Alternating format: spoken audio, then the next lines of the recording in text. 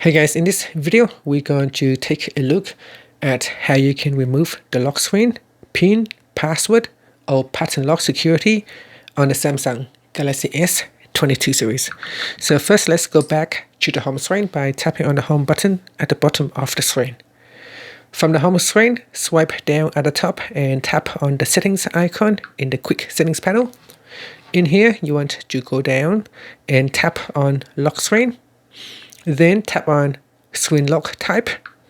Now put in your current PIN, password, or pattern lock. And then you want to choose swipe.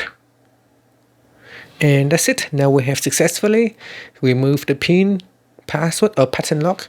So you can see here on my lock screen, I no longer need to put in the password or PIN or pattern lock to unlock my phone. I can easily and quickly unlock my screen with a swipe. And that's it. Thank you for watching this video. Please subscribe to my channel for more videos.